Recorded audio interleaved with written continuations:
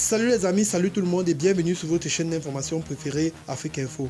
Du côté du Tchad, nous avons la victoire et la fin des opérations contre les rebelles du FARC dans l'ouest du pays, a affirmé le chef d'état-major des armées Abaka Abdekerim Daoud. Pour plus de détails à ce propos, c'est parti après le générique. Bon visionnage. Et bien les amis, n'oubliez pas de cliquer sur le petit bouton rouge situé en bas de votre petit écran afin de vous abonner à la chaîne et d'activer la cloche de notification pour ne pas rater les scoops du moment. Bon visionnage.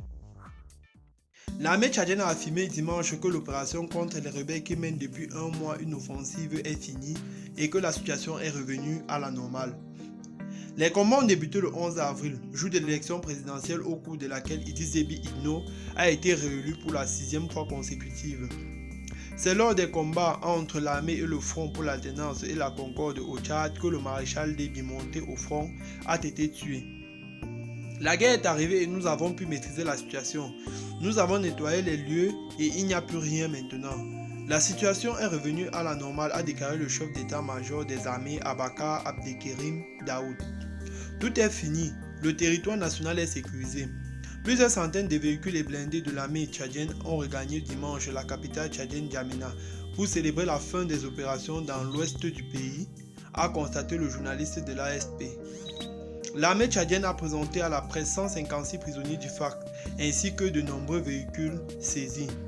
Je demande aux autorités de respecter leurs droits de prisonniers de guerre, ceux qui sont encore en rébellion en dehors du pays, de rejoindre la légalité pour qu'ensemble ils contribuent à bâtir un pays de droit et démocratique, a déclaré Béchir Mahadi, chef des opérations militaires du FARC, les cheveux longs et hirsutes. Depuis le début de l'offensive, l'armée a assuré avoir tué plusieurs centaines de rebelles du FARC. Jeudi, le nouveau ministre de la Défense a affirmé que la rébellion était en débandade. Basé depuis sa création en 2016 dans le sud de la Libye, le FARC et ses colonnes de pick-up sont d'abord descendus à partir du 11 avril vers le sud en franchissant la frontière Libye-Tchad. Puis sont passés par le Niger avant de revenir au Tchad dans le Kanem. Après l'annonce de la mort du président Déby, son fils Mahamad Idriss Déby a pris les rênes du pays à la tête d'un conseil militaire de transition. Entouré de 14 généraux, tous fidèles à son père, il concentre presque tous les pouvoirs. Le nouvel homme fort du pays a promis des élections libres et démocratiques d'ici 18 mois, période qu'il peut proroger une fois.